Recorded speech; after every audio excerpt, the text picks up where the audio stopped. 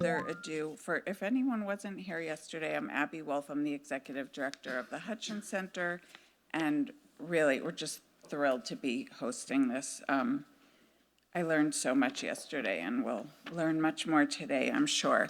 My pleasant task right now is to introduce the chair of the first panel this morning, Greg O'Malley. Greg is a professor of history at the University of California, Santa Cruz. His first book, Final Passages, The Intercolonial Slave Trade of British America, 1619 to 1807, received more awards than I will name here, so he just received a lot of awards.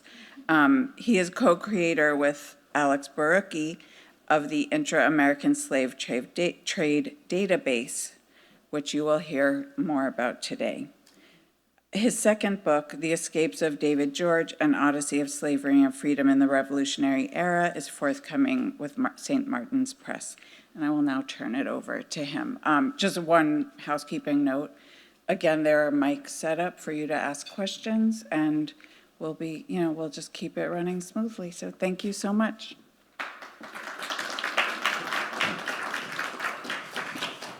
Good morning, everybody. Thank you, Abby, for that kind introduction. Excited to get this panel started on the intra-American trafficking of enslaved individuals. We've got 3 great papers, so I'll just give brief introductions to all 3 speakers, and then they'll come up in turn. First up, we have Daniel Domingues de Silva, who has already been introduced numerous times at this conference, but there are a few new faces here today, so I'll let you know that he's a professor of history at Rice University and the current host of the SlaveVoyages.org website and project.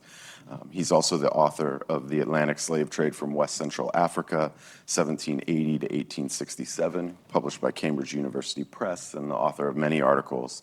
And then I'll particularly highlight for this introduction, since we're here to talk about intra-American trafficking, his contributions, especially leading a couple of student groups at Rice, who made major contributions to the intra-American slave trade database, both looking at one project looking at the coastwise trafficking of individuals to Texas, and another project focused on internal trafficking down the coast of Brazil, moving people from northern Brazil down to Rio de Janeiro.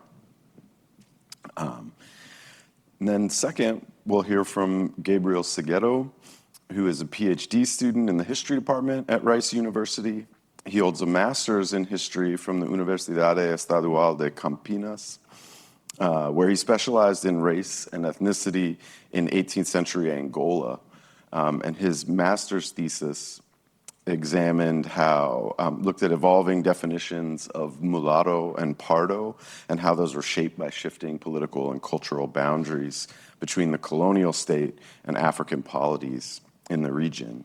And his current research focuses on the 18th century Atlantic world with a particular interest in race relations and racial classifications, especially concerning individuals of mixed ancestry. And then last but not least, we will hear from Victoria Zabarte, who is a second-year history PhD student at Yale University, despite my attempts to get her to come be a PhD student at UC Santa Cruz, alas. And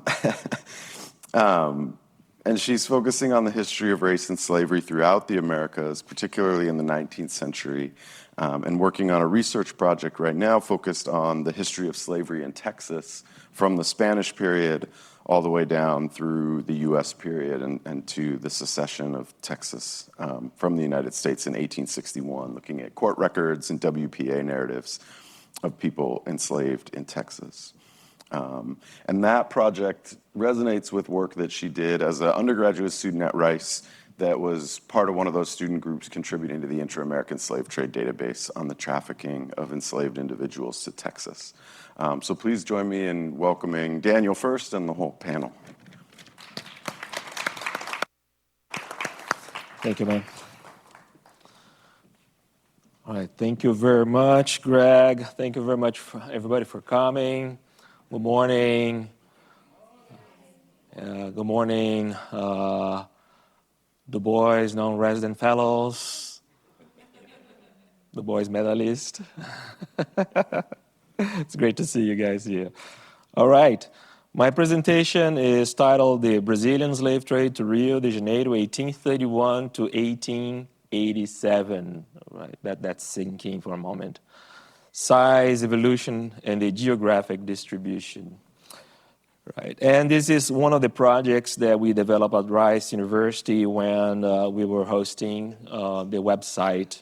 Right, also emerged as a little challenge to my colleagues on SlaveVoyages. We had a meeting many, many years ago at UC Irvine, and right at the beginning of the Inter-American Slave Trade Database project, and folks were a little, hesitant, or they didn't think that we could collect a large number of voyages, right, or even match the number of voyages available in the transatlantic slave trade database fairly quickly, right? And I said, I think we can do it very, very quickly because, the intra-American slave trade, the distances were shorter, the number of voyages were more frequent, right? So I decided to demonstrate that by focusing on Rio de Janeiro, which is probably the largest slaving capital in history, right? So this is more or less how Rio de Janeiro looked at this period. This is a daguerreotype by an unknown artist taken in 1852, and it's a big port. The view there is of the port, the city. You probably can recognize here the Sugarloaf Mountain right at the back. Right, it's a huge city and capital, and it was involved in the transatlantic slave trade, and at the same time the intra-American slave trade. Right. It was the capital of Brazil since the middle of the 18th century, and connected the coast to an expanding coffee plantation zone all the way across the southeast Brazil in what is called the Paraíba River Valley, right? That was the growing, expanding, living center of Brazil in the 19th century, especially at this time. Okay. One individual caught in this story, just to give a human face and illustrate some of the things that I'll be discussing here, was Mahoma Gardo Bakwakwa, who was an African originally from Jugu in what is today Benin. He was captured, put on board a transatlantic slaving ship from Ouida, departed all the way across the Atlantic, and disembarked in what is today Recife, Pernambuco, in northeast Brazil, around 1845. He spent some time there in Pernambuco working for a baker as an enslaved person, and then he was subsequently sold to Rio de Janeiro, and he was transported on one of the slaving ships that we're going to be focusing here today. All right. After arriving in Rio, he was sold to a ship captain named Clemente José da Costa, who steered the Lembrança, which was a merchant ship occupied in trading goods between Rio and Rio Grande do Sul in southern Brazil. Right. But then around June of 1847, this captain in this ship made an unusual trip to sell apparently some coffee to the United States. It sailed all the way up to New York.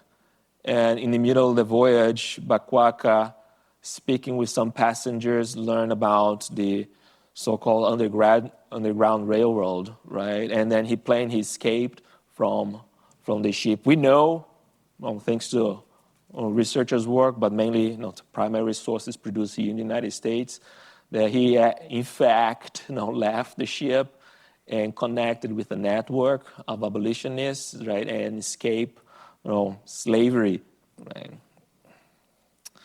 in New York. He subsequently traveled to Haiti, other places in North America, and published his own account, right, of his life and his escape.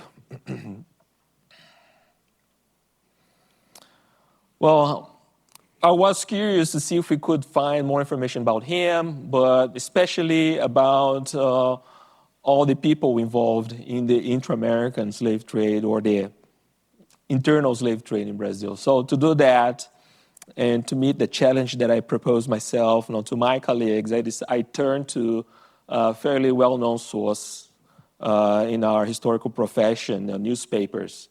Right? We have lots of those in Brazil, especially in the 19th century.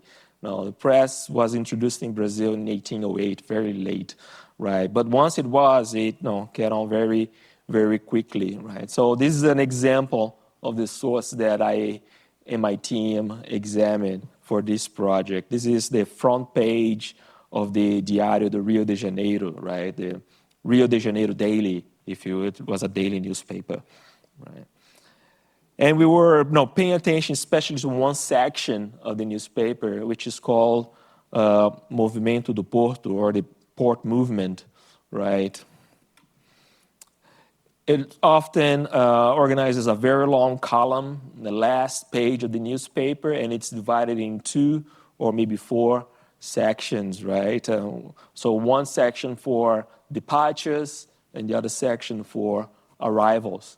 And I was focusing on arrivals. So I directed my team to we're going to look at each of these papers, this column and the section of ship arrivals, and we're going to collect information about ships arriving in Rio with slaves on board, right? Because this column contemplates all kinds of movement, right? Merchant, passenger, military, and so on. But we are here worried about the traffic. This is more example of an entry, right? So I just blew the same page to look for this arrival here on the 21st of June, 1845. From campus in northern province of Rio, 24 hours, that's the length of the voyage from campus to the port of Rio de Janeiro. It's a steamer called Campista, Captain Anacleto Luiseia, cargo of several products, and then has a long list of passengers. And towards the end, it says 69 slaves to deliver, right, or to sell. Right. Sometimes the slaves are listed in between the passengers, right? Not their names, just their numbers, right? So we collect all that information and we recorded on a spreadsheet. Then we upload it to the SlaveVoyages database, right?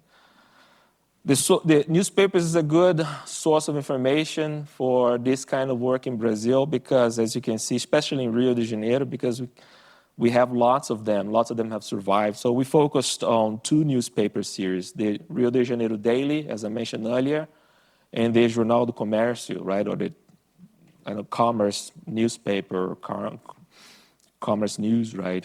The gray columns there represent the percentage of issues survived each year by the commerce news, right? And the maroon columns represent the issues survived, or percentage of the issues survived of the Rio de Janeiro Daily. So it's pretty complete. See, this is the 100% line, right? So especially beginning around 1845, for the Jornal do Comércio, is very, very complete, right? From the Rio's Daily,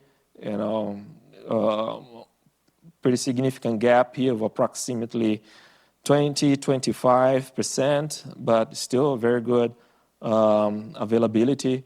But starting at the 1850s, almost 100%, with the exception one here, which appears to be missing out completely, and another there for which we have about half, right? But that means whenever we didn't have the month, right, of one newspaper, just look at the other newspaper, right? Because the original source of information for the column of port movement was the port authorities, right? So both newspapers were publishing the same information, right?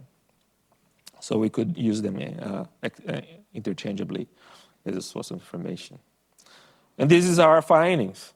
Well, just focusing on these newspapers, this period, we were able to compile 21,468 voyages of ships arriving in Rio, right? That increased the intra-American slave trade database to over, right, 37,000 records. So it's larger than the transatlantic slave trade in terms of ship arrivals, right? So, guys, we can do this. We can increase this database very quickly, right, if we want to.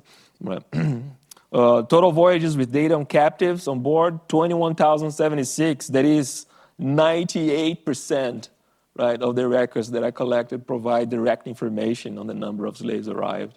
It's a good source, right? Total number of captives disembarked, 160,754 we counted, right? And the graph there shows the evolution of the traffic over time, beginning 1831 and going all the way to 1887, which is 1 year prior to the abolition of slavery in Brazil. Brazil was the last country to abolish slavery in the Western Hemisphere, right? So it's a long history. What this graph is not showing is that, while this internal traffic, coastwise traffic was happening, the transatlantic was also happening, right? I didn't include the transatlantic here, but I could. Rio was unofficially, right, open to the slave trade from 1831 to 1850. Right, that's what historians call the illegal period of the transatlantic slave trade, because Brazil had prohibited the transatlantic slave trade in 1830. Right, it was supposed to end 1830, 1831 was supposed to have ended, but it, just threw a blind eye towards it. Right, so while this was happening, there was also a transatlantic happening over here, carrying tens of thousands of slaves directly from Africa, right? Now, 1850, that's when the Brazilian government, the imperial government, Brazil was an empire back then, right, decided to enforce the prohibition of the transatlantic slave trade. And that's why you have now this huge peak here in the inter-American trade to Rio, right? Because the African sources, the transatlantic sources are no longer available. So you have a big peak in the 1850, all the way to approximately this period here, when two things happened. One is a war with Paraguay, right, and the other is the Civil War in the United States, which kind of made slave owners in northern Brazil to withhold their slaves from sale into the internal market to Rio, right?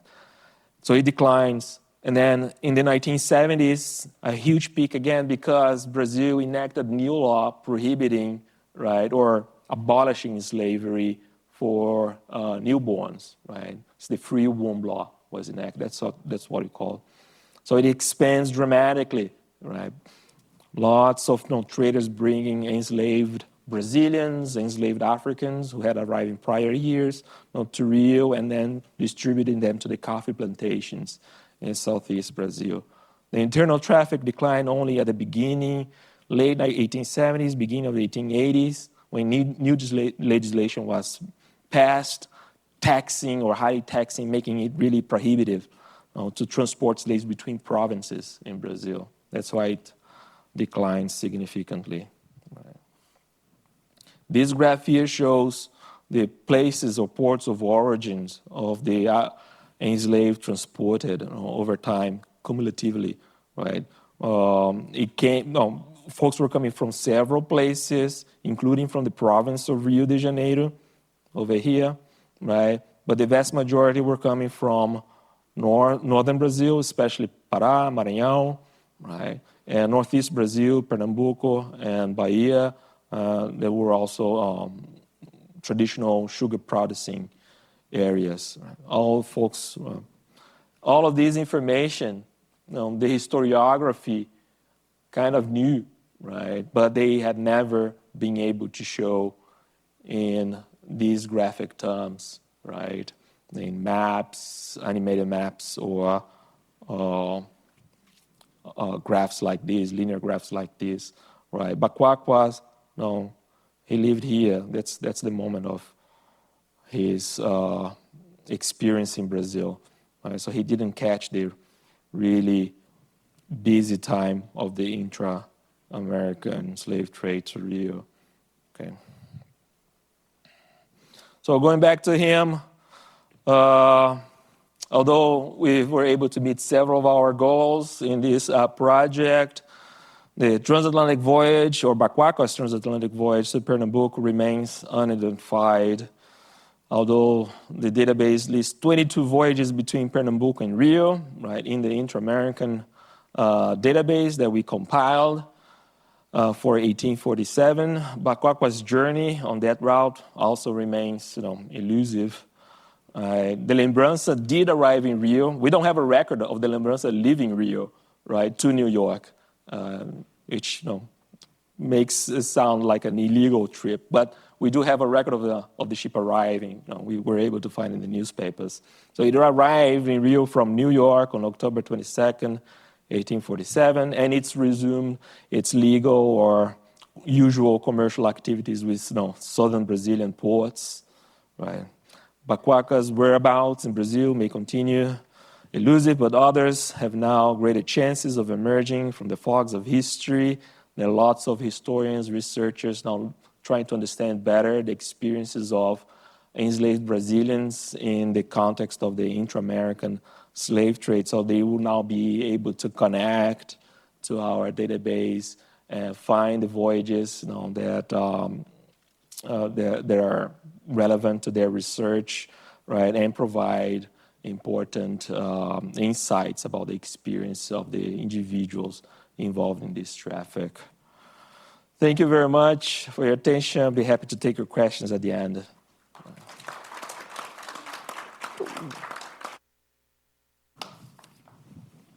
All right.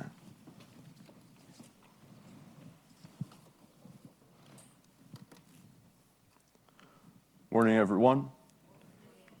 Thank you all for being here.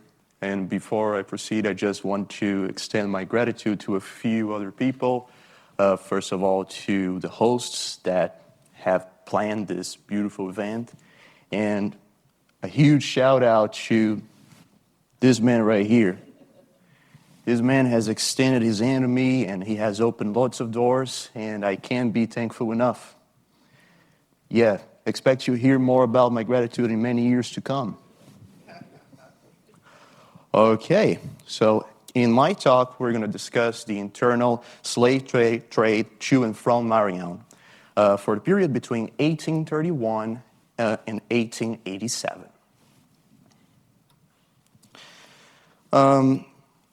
A quick overview of the SlaveVoyages database. While the transatlantic trade is well represented in the SlaveVoyages database, the intra-American one still requires significant attention. As of now, the following routes and periods are covered in the intra-American slave trade database. And I call your attention to St. Louis. As of current, we have documented arrivals for the period between 1778 and 1800. Our research covers arrivals and departures during the aforementioned period of 1831 and 1887. Therefore, this present research expands the coverage of the traffic to St. Louis for the period already stated. We compiled data from port records of St. Louis. They were transcribed and published by the Public Archive of the State of Maranhão in 3 segments.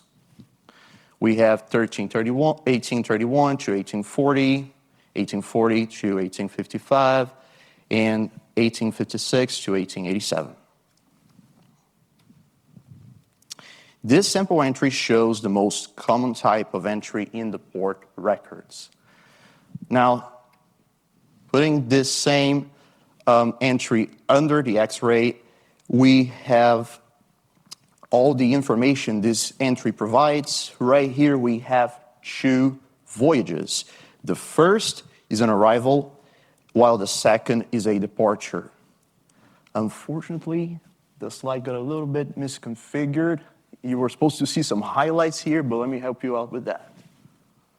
Okay, so first line here, arrival, and right here, departure.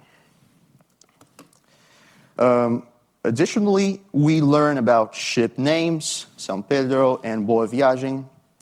We have the rigs. For the arrival, we have a Sumaca, and for the departure, a canoa. We have the embarkation ports, disembarkation, and in the case of the departure, the intended disembarkation port. We also have the number of captives and their date. Both took place on January 23rd of 1856. Curiously, the embarkation port of Voyage 1 is the intended disembarkation port of Voyage 2. Alcântara was a port in the province of Maranhão. Therefore, this entry offers us a glimpse into the provincial trade. So this is all happening in Maranhão. Well, although this is a common type of entry, some entries were much more detailed and they told entire stories. There are cases of narratives about runaway slaves trying to flee from criminal charges, or enslaved people getting aboard ships bound for international destinations with the hopes of escape enslavement. We almost have another Waka. I remember an entry from the 1850s describing an enslaved man who tried boarding a ship bound for New York City. Unfortunately, before the ship could sail, this man was caught and arrested.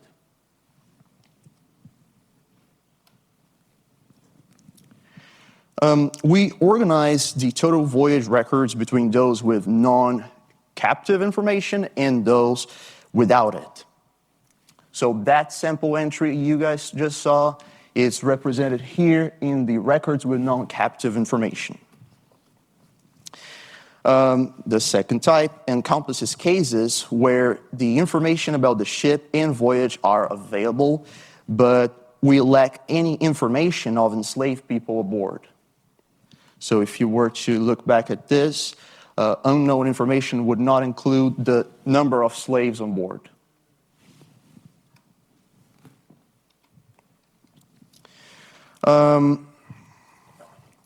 We encountered significant gaps in the records. There were years missing entirely, while others had 7 months or less worth of records. We'll see how this impacted the results more clearly in the next slide.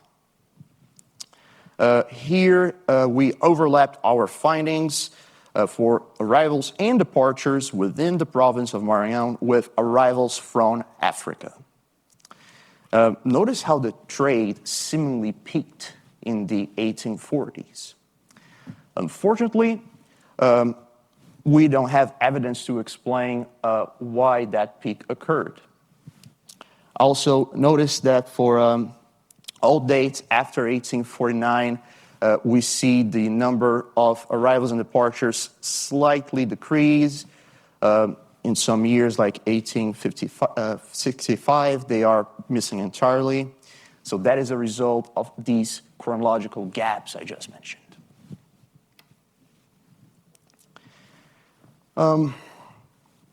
By breaking down arrivals and departures by routes, provincial, interprovincial, international,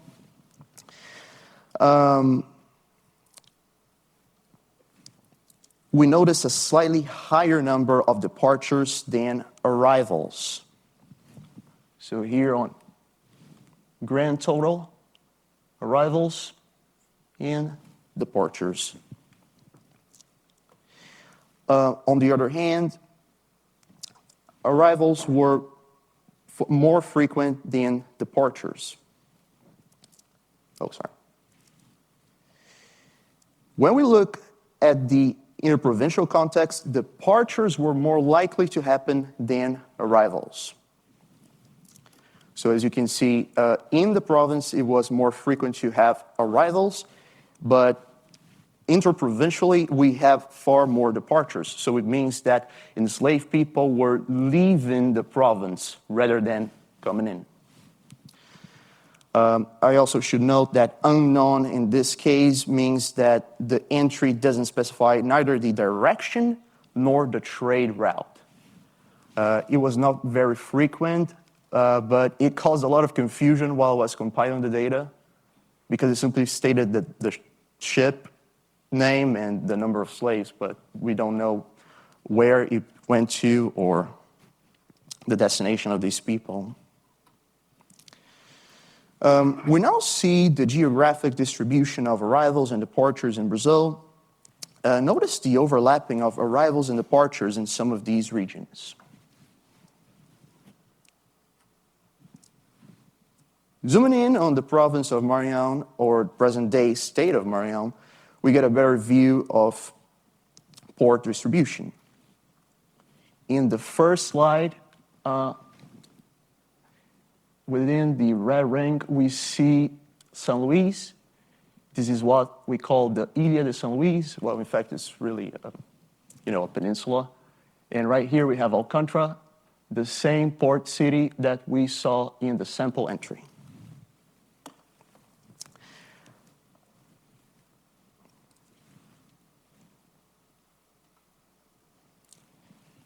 Again, very sorry for the misconfiguration. But here, we listed the top 5 ports of embarkation and disembarkation.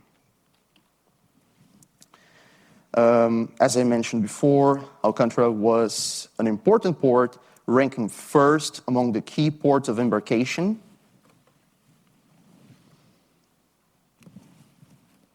And disembarkation.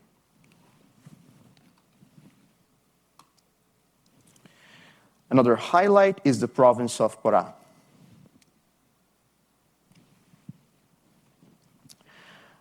It ranks first among the top ports of embarkation and second among the top ports of disembarkation. Unfortunately, port records alone can't explain why so many enslaved people were sent to that province. Finally, for the international field, we don't see a lot of changes between ports of embarkation and disembarkation. Excuse me, ports of embarkation and disembarkation.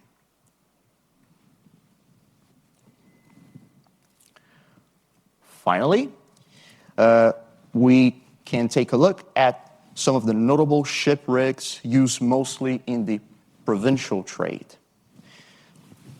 This image here shows them in order. On this corner here, we have a canoa or canoe. Here close to the center, we have a gabarra. And behind it, we have an igarité. These shipwrecks were ideal for river navigation. Rivers were the main channels connecting the port of São Luís to the rest of the province.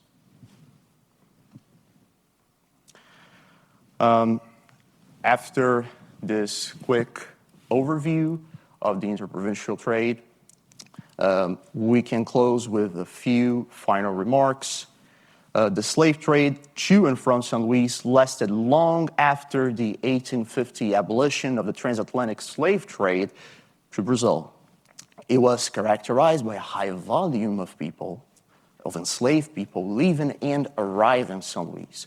And they were directed to provincial, interprovincial, and surprisingly, even some international markets. Although additional research is required, the traffic appears to have peaked in the 1840s. Most of it was geared towards the provincial markets and ships like canoes, Seghettos, and Gabarras that we've just seen, with St. Louis retaining a positive balance between imports and exports. The port, and by implication the province, however, lost considerably in the interprovincial trade, especially following the enactment of the 1871 Free One Law, when the number of exported enslaved people doubled the number imported. These findings call attention to the vulnerability and uncertainty in the lives of thousands of enslaved individuals disrupted by constant political and economic changes in Brazil and the world. That's all I have for today. Thank you so much.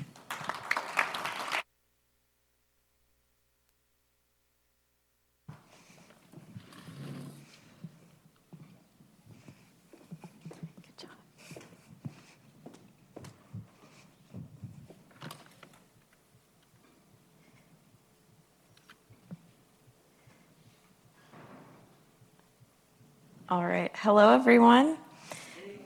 Good morning. Thank you again to everyone who organized this event. I'm truly grateful to be here, and also to this man over here who's receiving a lot of praise this week. So thank you again. Today, I'm going to introduce you to the enslaver who profited the most from the coastwise slave trade to Texas. Despite what you might assume about this man, he was no Southerner.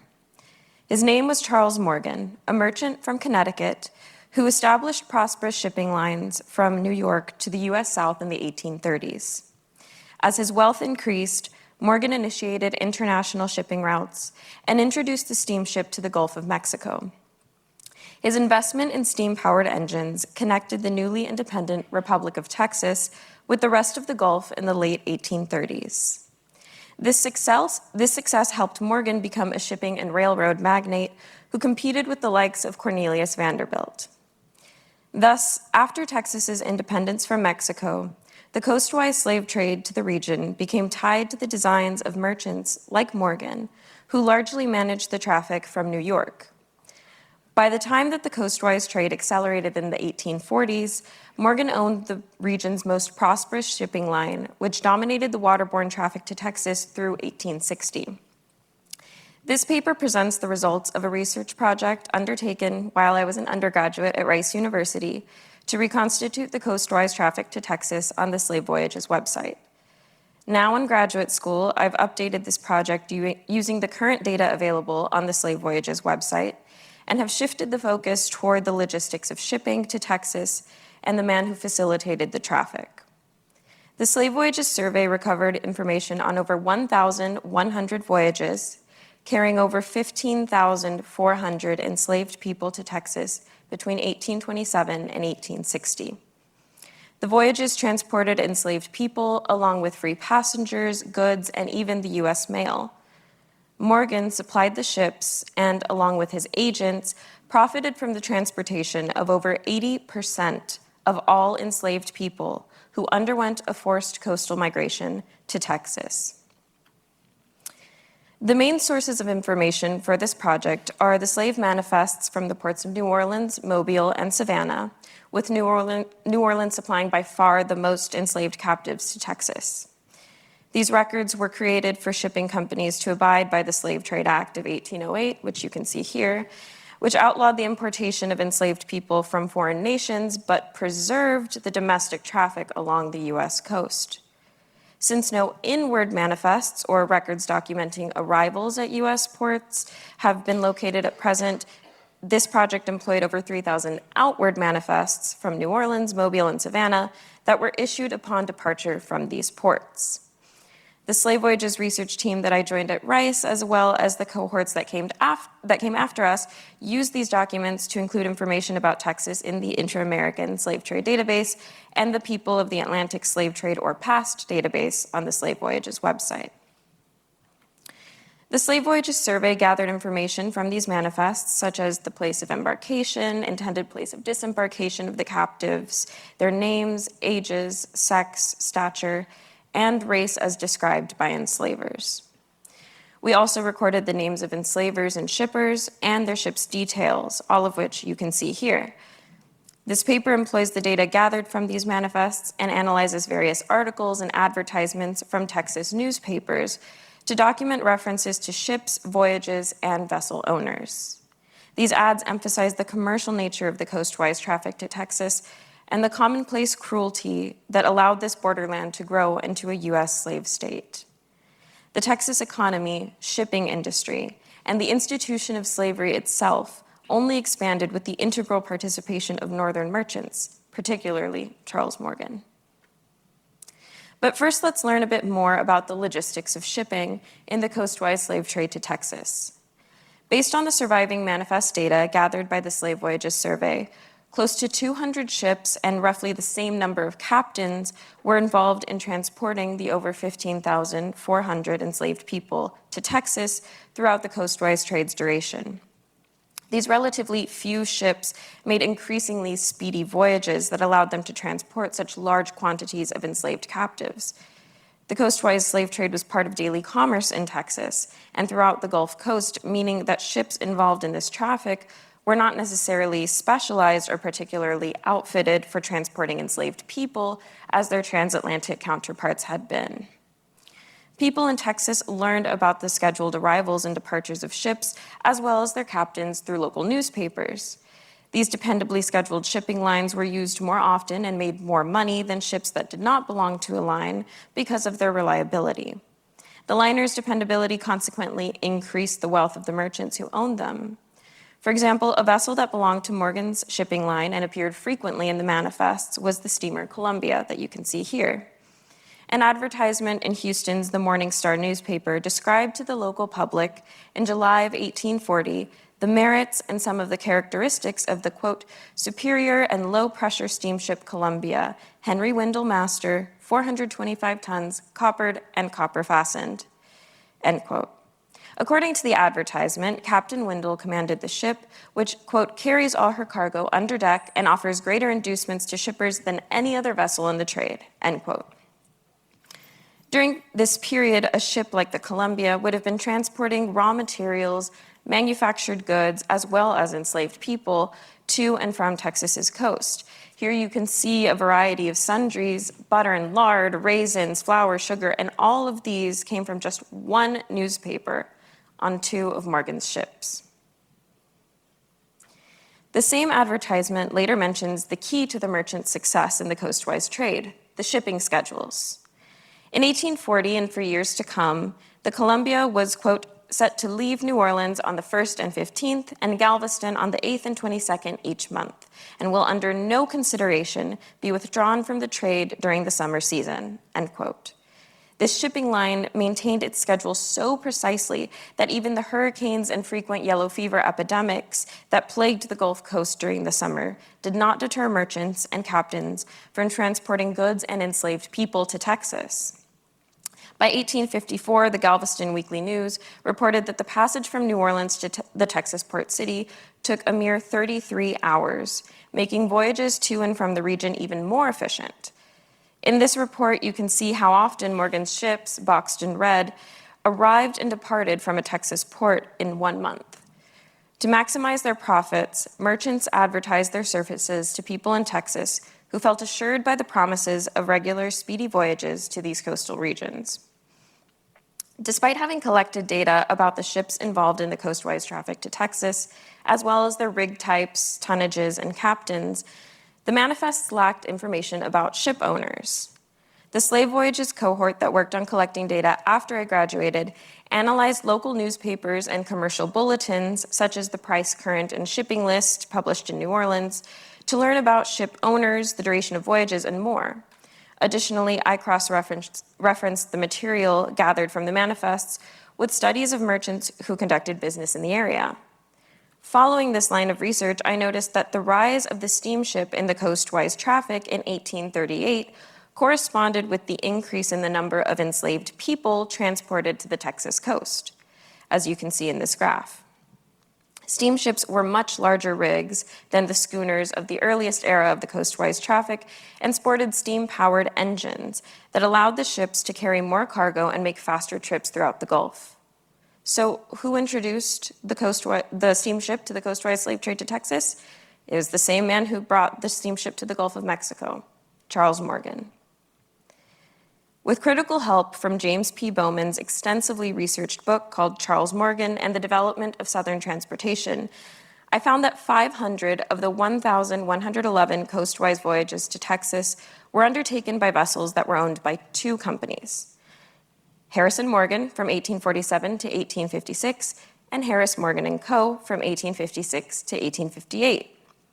Looking further into these companies, I realized that Charles Morgan managed and owned majority shares in them, though they were officially owned by his second son, Henry R. Morgan, and his son-in-law, Israel C. Harris. Moreover, other companies that participated in the traffic before 1847 and have been listed as vessel owners on the SlaveVoyages website, such as James Reed & Co., Hawthorne & Woods, and Smith & Voorhees, were in fact Charles Morgan's agents in New Orleans. There were also individuals like C.B. Payne and I.C. Harris, literally the same Israel C. Harris that was the son-in-law, listed as vessel owners who were Morgan's agents or family members. Combining these voyages undertaken by Morgan's companies with those initiated by his agents, I found that Morgan operated over 750 of the 1,111 voyages in the coastwise slave trade to Texas. These voyages transported over 12,850 enslaved captives to Texas from 1838 to 1860. This means that Morgan's ships transported over 80% of all enslaved people to Texas in the coastwise slave trade. Now that we know more about the logistics of steamliner services in the Gulf and who was responsible for their introduction and expansion, we can learn a little more about the man himself. Charles Morgan originated from a small town then called Killingworth, Connecticut. At 14, he became a grocery clerk in New York City, and by the time he was 20, he owned a shipping supply store. Not long after, Morgan began shipping products from the U.S. South to the Caribbean and New York City. In the following years, he focused on building his shipping empire to increase his wealth and sphere of influence. Morgan and his partners began by establishing the New York and Charleston Steam Packet Company, which was the first regular steamship route between New York and Charleston. As he spread out his shipping lines to various ports throughout the Western Hemisphere, Morgan would buy out his partners and eventually rebrand the enterprise as the Southern Steam Packet Company. He initiated shipping routes with Texas in 1837, which was then a newly formed independent republic. And thus he introduced the steamship and the first regular steamer service to Texas. During this period, Morgan began purchasing and building ships that he then used to establish shipping lines throughout North America, Central America, and the Caribbean. His success allowed him to even secure government contracts carrying U.S. troops and provisions to war fronts. Despite his shipping company's growing renown throughout the Gulf of Mexico, Morgan primarily conducted business from his New York City headquarters. Because of this, he needed to hire other people to operate his business ventures at the various ports where he maintained shipping lines, especially in his Gulf Coast base of New Orleans. In the late 1830s and early 1840s, he hired agents, like the previously mentioned James Reed & Co. and more, to manage his Gulf Coast business ventures from afar.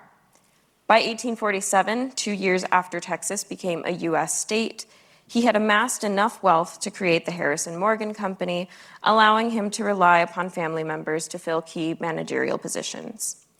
Though Morgan did travel between his New York and Gulf Coast offices, his successful business and growing wealth allowed him to delegate responsibilities first to outside agents and later to family members who would eventually inherit his business.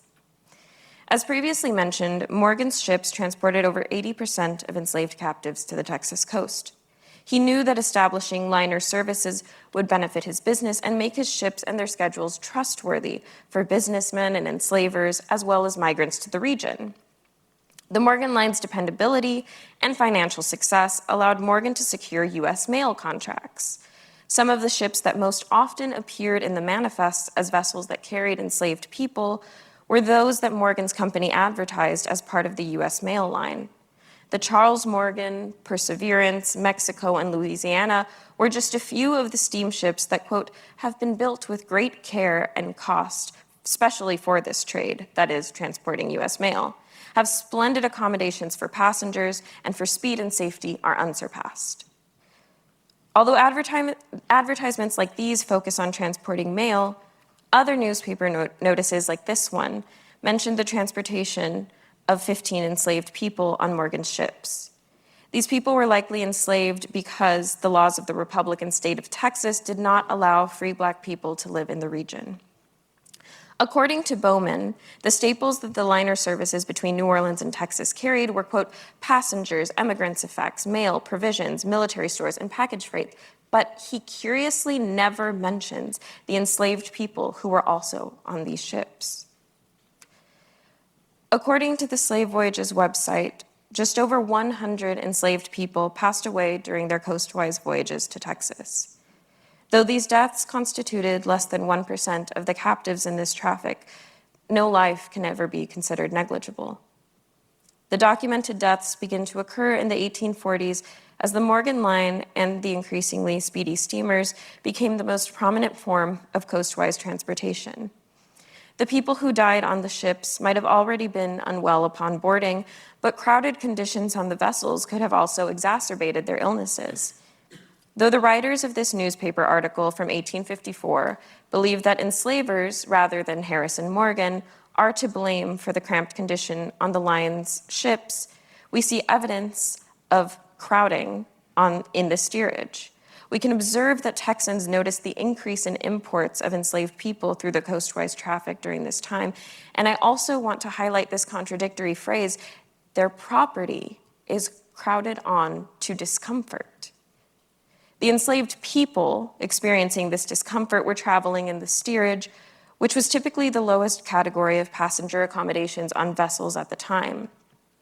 Though the ship manifests reveal crucial information about these coastwise voyages when analyzed in conjunction with other contemporary documents like newspapers, we can begin to more accurately comprehend the challenges that enslaved people experienced on their journeys to Texas on Morgan's ships.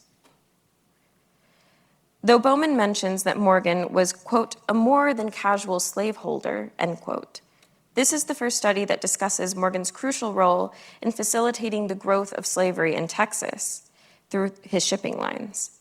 As Calvin Schermerhorn wonders in his work about the early 19th century coastwise trade, if U.S. abolitionists had documented the ships that New Yorkers operated in the Chesapeake, or in my case, New Orleans and Texas, they would have created for themselves a task similar to Thomas Clarkson's investigation of Liverpool's ties to slaving in the 1780s.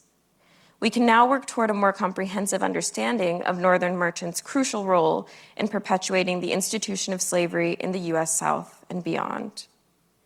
Besides the Morgan Line in the Gulf, Morgan also owned ironworks, shipping lines that stretched from New York to Nicaragua to California, dredged to deepen the Houston Ship Channel, and later in his career developed railroads.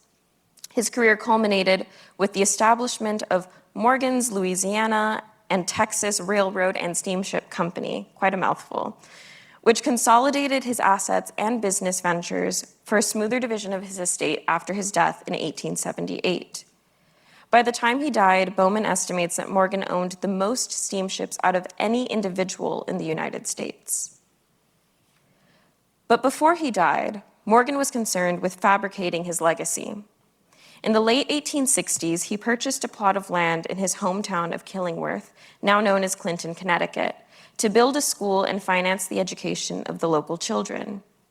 Among other grand descriptions of the town's school, the document that outlines the school's history highlights that the original school's assembly hall, completed in 1871, included a painted drop curtain showing Morgan steamers in the Gulf of Mexico. This New England school, founded by one of their own, may seem innocuous to the students who still attend the now public Morgan School. But the school's website, this historical marker you can see on the left, and this statue of Charles Morgan at the center, omit the fact that Morgan's steamship line in the Gulf transported enslaved people and spread slavery in Texas. 4 years before his death, Morgan commissioned and donated to Yale University a statue of a leading historical figure who hailed from his hometown, Abraham Pearson, who also happened to be the first president of Yale. You can see that very statue in the photo on the right as it still stands on Yale's campus today. With the wealth that Morgan accumulated through his steamship lines in the Gulf of Mexico and elsewhere, he created an alternative legacy that centered his role in educating Connecticut's youth and erased his responsibility in spreading slavery in Texas. Fortunately, we can now correct his self-fashioned legacy. Merchants like Charles Morgan and his New Orleans agents allowed for the expansion of slavery in Texas through their establishment of reliable and efficient shipping lines that transported a variety of goods and people. From his offices in New York, New Orleans, and Galveston, Charles Morgan became the premier merchant whose ships transported over 80% of enslaved people trafficked in the coastwise slave trade to Texas. This project demonstrates Morgan's central role in expanding slavery in Texas and reminds us of Northern merchants' complicity in the expansion of U.S. slavery. Thank you very much.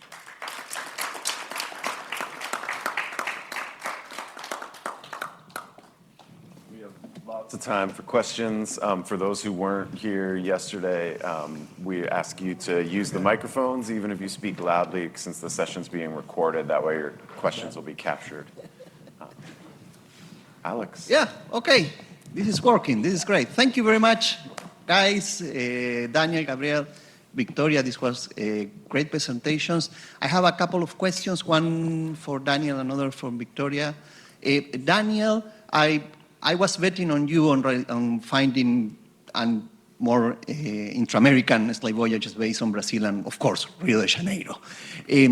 On the map that you show from where these enslaved people departed to Rio de Janeiro, it shows places in Brazil, but also places outside of Brazil, in Argentina, but particularly in Montevideo and in Uruguay.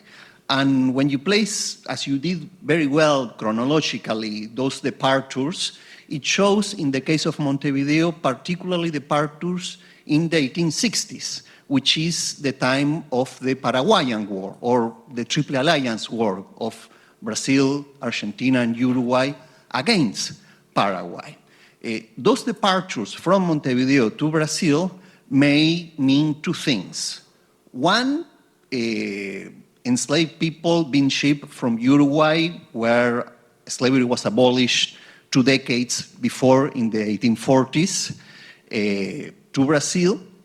Or second, people who had been sent from Brazil to Uruguay because of the war. Montevideo was the headquarters of the Brazilian Navy, and where conscripts were taken from all the north of Brazil to Rio de Janeiro, to Rio Grande, all the way to Montevideo before being reembarked into Paraguay. And that may mean also enslaved people being taken from Montevideo during the war and then getting back to Brazil after the war. The two options are fascinating. On the one side, because of the abolition of slavery in Uruguay, people being perhaps kidnapped, being sent from Uruguay to Brazil, or the other one, which usually in Brazilian scholarship points at enslaved people being freed because of the Paraguayan War in order to be sent to fight in the war, but also probably there were enslaved people connected to the movement of the army and the navy being sent to Montevideo, but not free, and then being sent to Rio de Janeiro as enslaved. I have talked to people in Uruguay and then looking at that to see what's going on there, but still don't have an answer. But I wanted to ask you if you may elaborate on that. Sure. And for Victoria, what you show, that is fascinating there. And I wanted to ask you if this is part of your dissertation work, and how this fits within your larger work. Thank you. I'll get more questions. Do you think? Yeah. I mean, we got time. Hey, go ahead and answer. Okay, well, I'm gonna answer my question super quick because I was actually hoping you would help us and figure out what's exactly happening there in Rio de la Plata. We've discussed about maybe writing something together. I don't know about the two options. They're listed as slaves, right? Not free people, right? Because our task was to collect information on slaves. So if there were slaves who had been sent there to fight and then receive their freedom, it looks like they did not receive their freedom, right? And they were being shipped to Rio, most likely to work in the coffee plantations of the Paraíba Valley, I would say.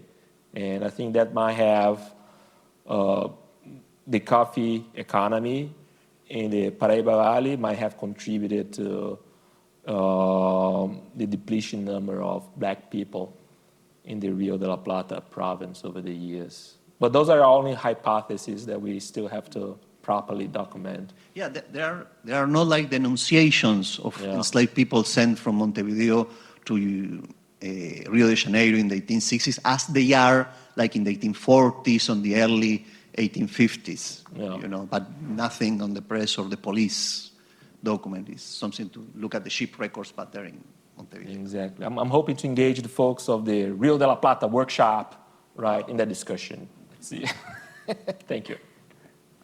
All right, and as for me, I just submitted the first draft of my dissertation prospectus. Yes! Round of applause, everybody. It's a big milestone. Just a draft. But I am planning on shifting my focus away from only the coastwise slave trade to Texas, and more towards the experiences and relationships forged and fractured by enslaved women in Texas. But that also does include their voyages to Texas. So part of that project would be the coastwise slave trade to Texas, as well as the overland trade.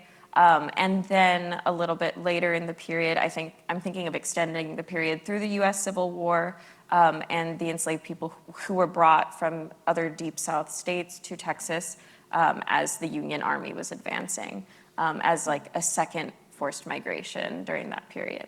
But yes, this will definitely be a huge part of that work and an integral part to understanding the populations of enslaved people who lived in and were brought to Texas. Right. Okay. Thank you to the three of you for fascinating papers. Gabriel y Victoria, I am really very impressed with your research. I learned a lot, so thank you for that. I have an interest in the kind of cascading economy of slave trading.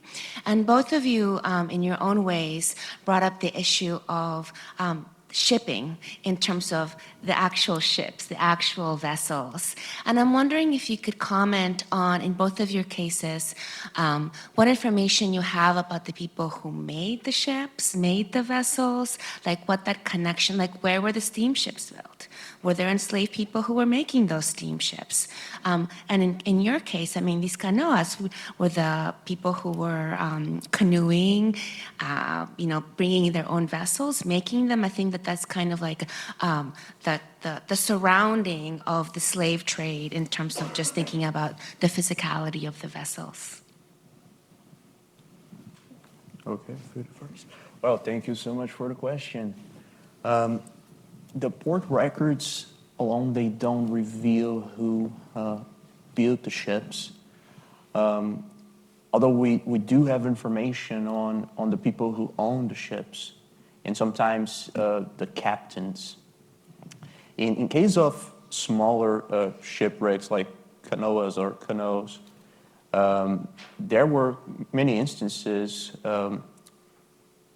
when enslaved, free men of color, they were in control of the canoes. And I was under the impression that they not only were responsible for, navigating on them, but they were also the owners. Exactly. This may be a little tangential to your question, but we also found many cases of big ships being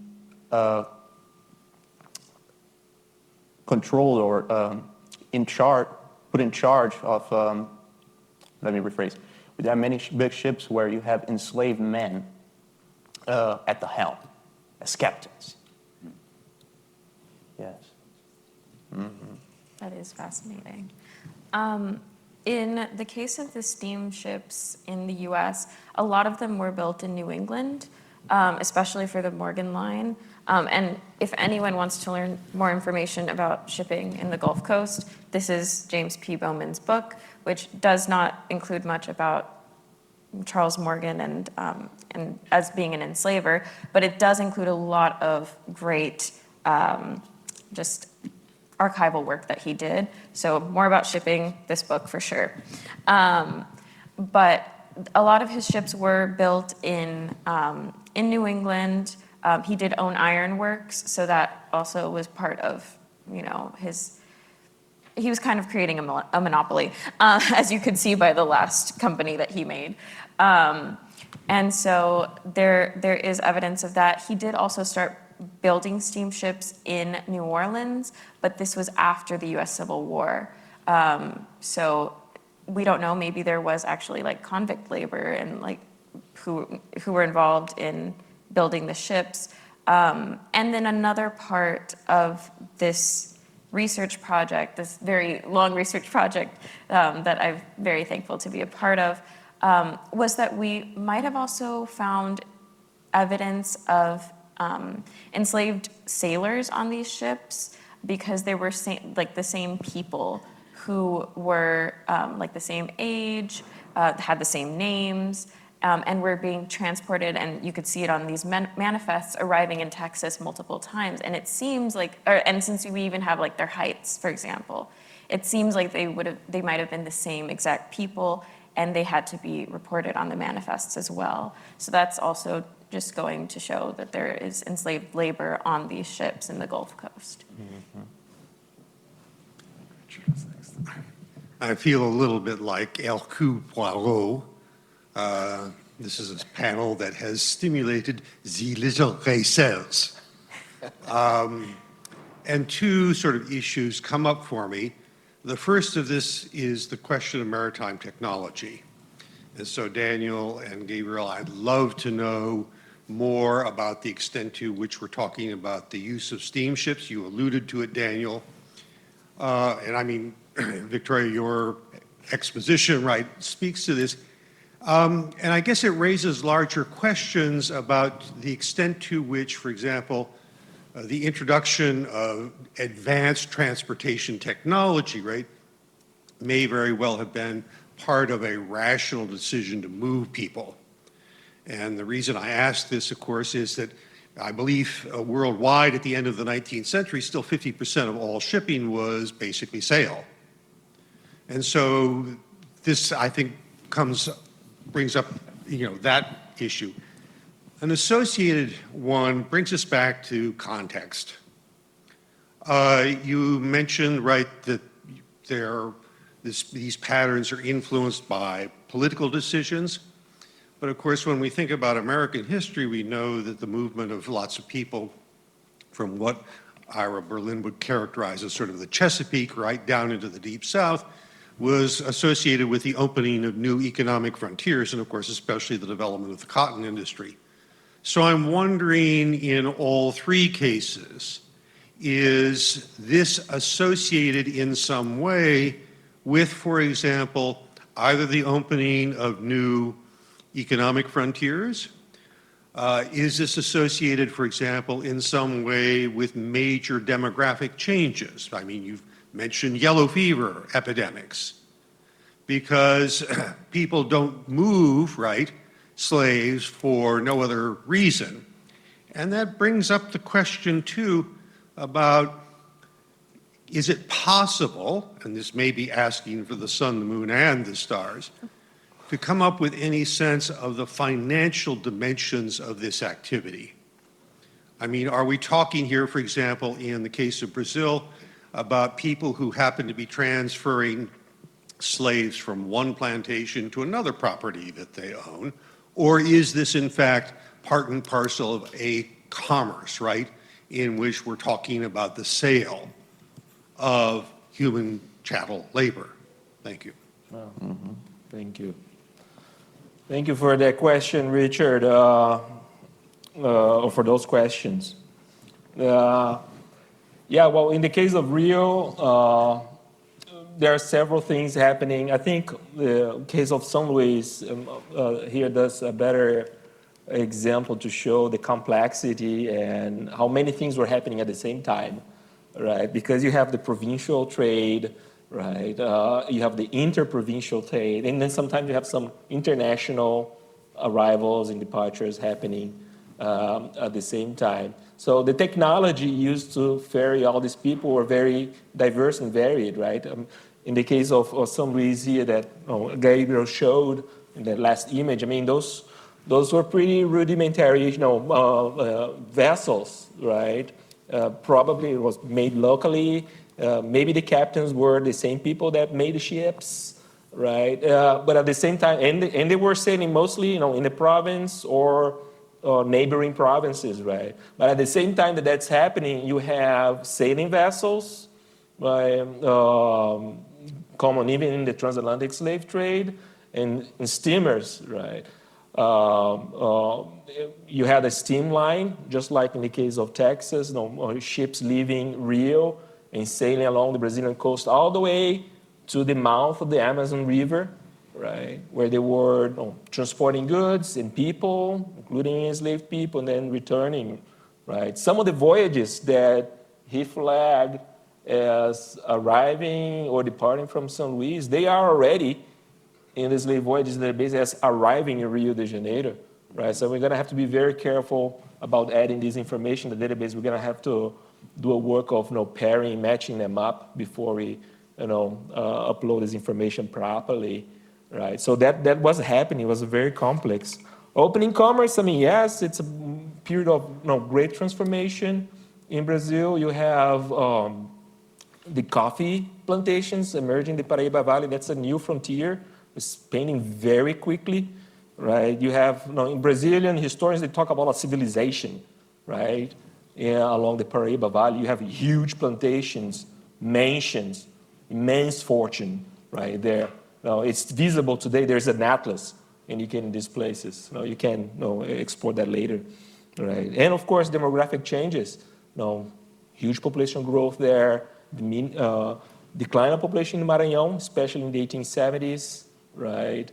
Also an impact, as we mentioned earlier, with Rio de la Plata area. So it's a lot of transformations happening, a lot of time with a lot of technology, both old and new, happening, right, in this context. Financial dimensions, there's a lot of work to be done, but there's significant material out there and research being produced, right, that we're going to be able now to dialogue, right, more effectively, I think. I think both folks working on the plantations, on the wealth, on banking system in Brazil, this research exists. You have Brazilian scholars doing serious research on these things, right? But they are going to be able now to locate the ships on the database, and we're going to be able to access their research and put in context for our work here. So I think this is very exciting, a lot of interesting dialogue that can happen in the future.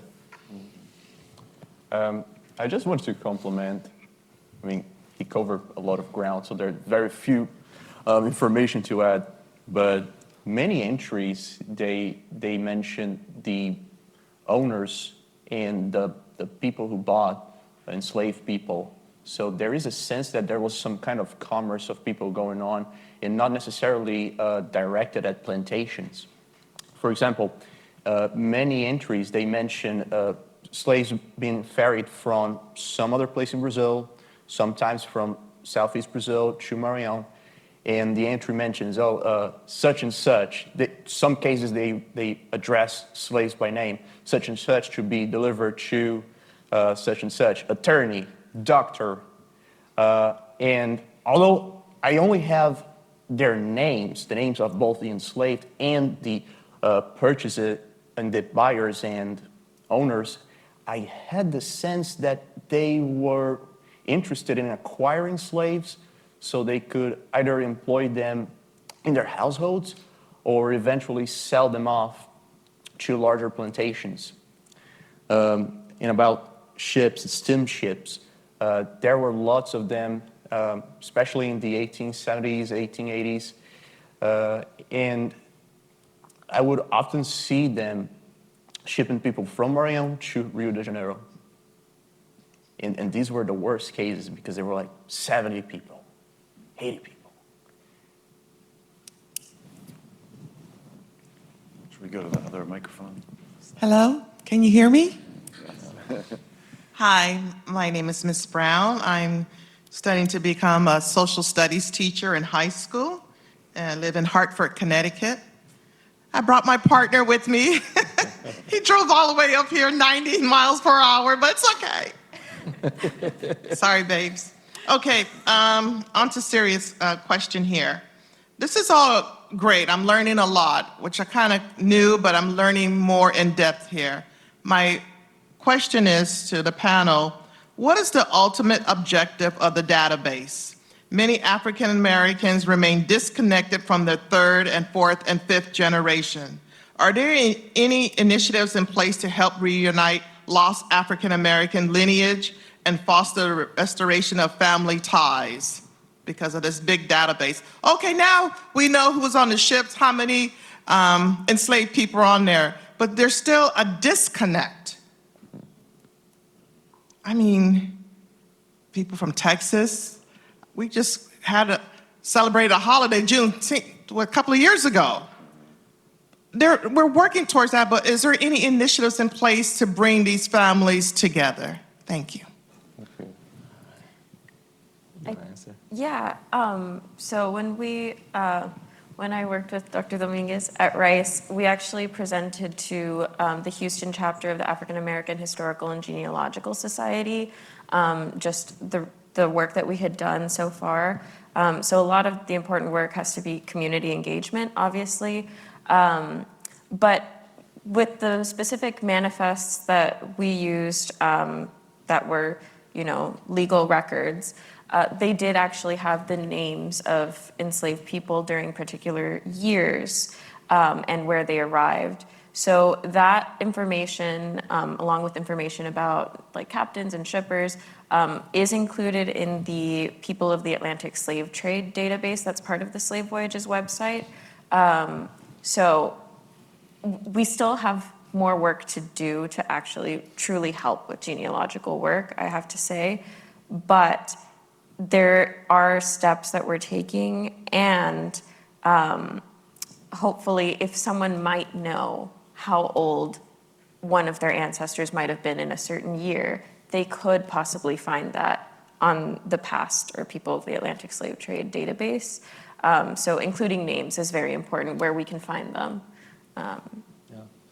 Well, since we published the Texas data, we have had descendants call us and ask for help to locate their ancestors, and we have successfully located them. I published 2 short stories on our blog platform about it. One of the descendants participated of a huge conference. There were 300 people attending that conference where she talked about her family history, how it connects to the database. We were able actually to provide her with a picture of the vessel in which her ancestor had been brought to Texas, right?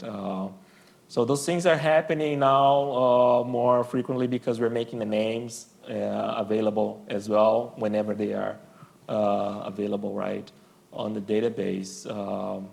But oftentimes that require detective work, but genealogists are self-motivated. They go themselves look up the database, or when they find difficulty, they reach out to us by email or telephone. I receive telephone calls oftentimes.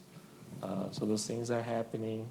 Now, there are other initiatives. They use the database also to provide a sense of closure, right? There's this organization called Middle Passage Port Markers, right? That they use the database to select ports, put up an application together to put a marker in their homes in the city, right? There was an important disembarkation location, right? And then they organize ceremonies around it to bring some sense of closure for the Black community of that location. So that's super nice as well, right? So those are some of the examples that we've had opportunity to connect with descendants and some of the community engagement work. Jane, what's next? Thank you. These were 3 wonderful papers, and I don't want my question to be any kind of marker of that I didn't like the papers, but I'm going to target Daniel because I think he can take it. This is a very obnoxious question. How do we know these inter-American voyages into Brazil weren't transatlantic voyages? We know for a fact, I've seen references to this, that captives from East Africa, for instance, would be unloaded in coastal parts of Brazil and then transported in on smaller vessels. And here, I think I'm almost channeling David a little bit. I mean, is this double counting if these are already voyages we have in the transatlantic slave trade database? Yeah, we didn't locate any voyage that already exists in the transatlantic. But they would have database. Unloaded people and then loaded them onto other vessels, right? Like, was Yeah. there any chance to check? Because I know within like the Indian Ocean, they check to make sure these aren't like new Africans versus old Africans, right? No, we can't. From the records available, we cannot say or that they were connected to transatlantic voyages. They might have been for the period 1831 to 1850, right? So it is possible that there might be some double counting there, but for the majority of the voyages, I mean, they happened after 1850, as I showed in the linear graph, right? So those most definitely were not. Although we do have some bizarre cases of international voyages, but those are mostly to North America or to Europe. And those to Europe would be definitely counted as transatlantic. But I didn't upload those to the database, right? Greg here screened them out, right? But I have them saved, right, in my notes. And we could add them, right, to the transatlantic database, except that the voyage will be departing Brazil and going to Europe, right? Okay, just raising it as a question. That's all. Can I just add one other thing to that? I would say that that most of these voyages carry very small numbers of people, and so the small number of people on board would suggest to me that they're probably not transatlantic. I still think that there's a possibility that, at least as far as organization of Brazil, from my understanding of it, is that sometimes people would be unloaded and loaded onto multiple vessels. That's like, for example, we have the Treasure and the White Lion with the São João Batista. That's what she suggested. Yeah, I mean, I'm not saying that, I mean, I'm sure you've thought this through, and I'm not trying to challenge this entirely, but it does raise questions when you're dealing with the illegal period, right? Yeah. But if they switch vessels, then it's an intra-American voyage. I mean, I suppose, yeah. I mean, I think that maybe I'm just being a little obnoxious about this, but I think it is kind of interesting to think about where are people originally coming from. And there's a possibility that these people aren't accounted for in the transatlantic slave trade database because we know that we have less documentation for the illegal period, right? So, I don't know, it just raises some questions, I think, that we might want to think through. But it sounds like you've already begun thinking about that, so I'm confident. Well, we've put what we found out there, and if folks make this connection and want to change, it's possible, right? Yeah. I am not personally opposed to make modifications. Okay, fair enough. Thank you. Hello, my name is Edward Harris. I'm a documentary filmmaker, and just had a few questions, just clarifications. In one of your charts, you had, I think it was red and brown, and then you had a green symbol saying Africans. But also earlier, you had mentioned enslaved Brazilians. Does that make them not African? And if so, what is the traditional tribe? And are you all trying to identify those additional tribes that would have taken place in the intra-American slave trade? All right, thank you for your question. The green line represents the African people that were brought through transatlantic slave trades, or slave voyages. regarding their tribes, we don't have information about that. I did came across some entries that would mention ethnic monikers. So usually the way it worked was you would have a first name and you'd have an ethnic moniker as a second name. So for example, Antonio Congo, Antonio Angola, Maria, and so on. However, we can't use this as evidence of tribal affiliation or affiliation to any other African sovereignty. These ethnic monikers, they are fabrications of the slave trade. They do give you a clue of the port these people were embarked from, but they don't reveal much about where they came originally. Okay, so when you separated, or you made the distinction between enslaved Brazilians and Africans? Yes, So the enslaved Brazilians, were they indigenous to South America? they were. They were. So what were they called before the colonizer called them Brazilians? Oh, You see what I'm saying? Like I that, see.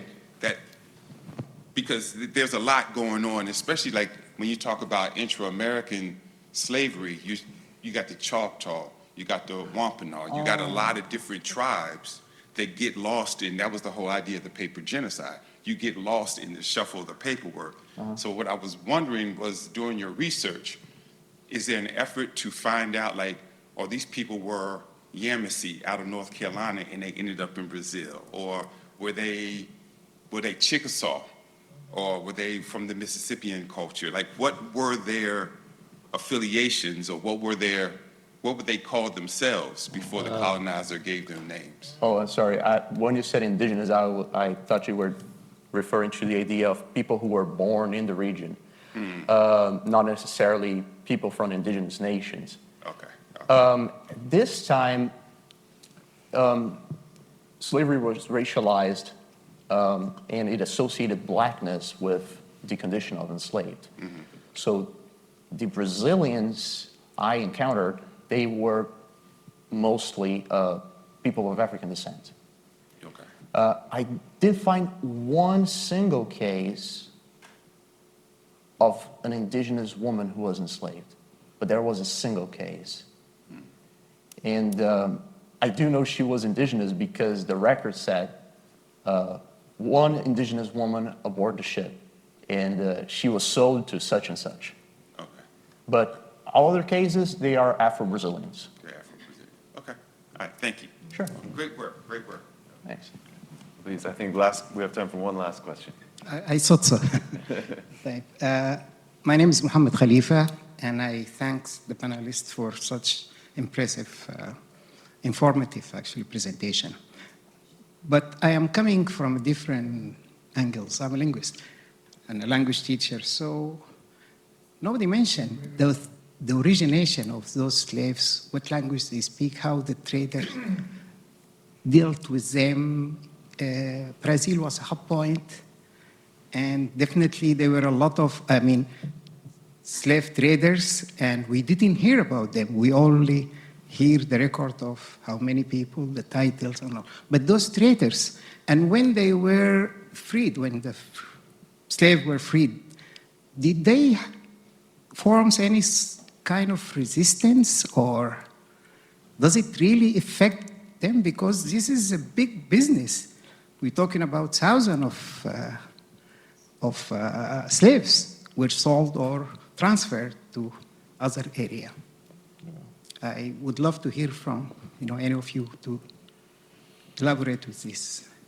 Thank you. Yeah, Brazil at that time, thank you very much for the question. So most of the traders were Brazilians or Portuguese, right? People descended from the Portuguese.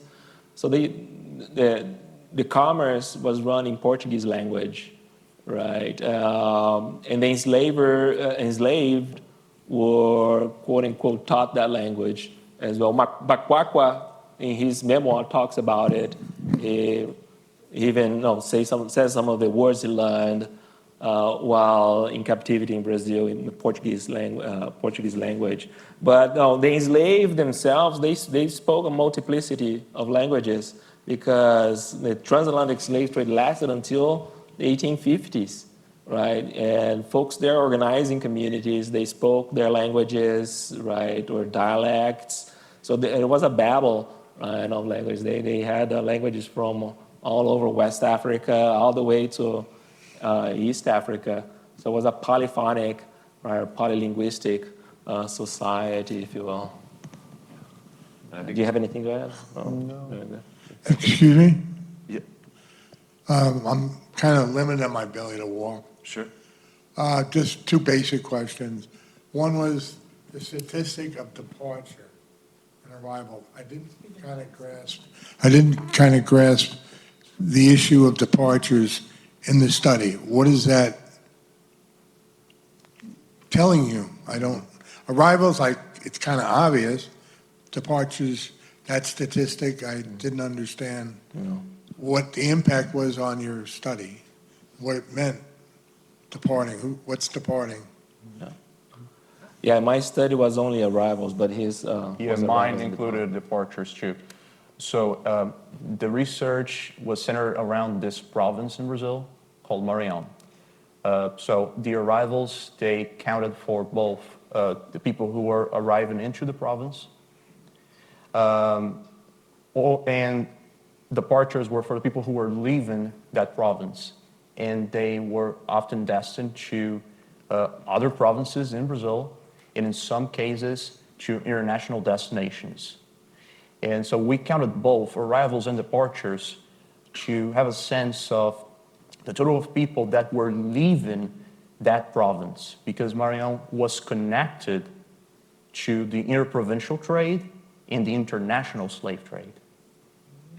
So they're being transported to be a slave someplace else? Exactly. Yes. Yeah. I see. The only other question was, I think we actually have to wrap up there. you focused on one individual. He had his picture up there and everything, I think. I didn't give a paper, Somebody actually, did. but Why the focus on that person? Why the focus on that person? Well, no, was it like Charles Morgan. Bakwakwa Gentleman up there, they had or history of Charles Morgan? him getting off the boat and everything. I think it's Bakwakwa. Wakwakwa. Yeah. Is it Bakwakwa? Sorry, I don't know the name. Yeah. I didn't memorize the name, I'm sorry. Yeah, well, I did show a picture of one individual What do I focus on? because he participated of this story of being transported from Africa to the Americas and then subsequently transshipped to other places in Brazil and then North America. Okay, thank you. You're welcome. So I think the next session will start up at 10, or do you want to? Yeah.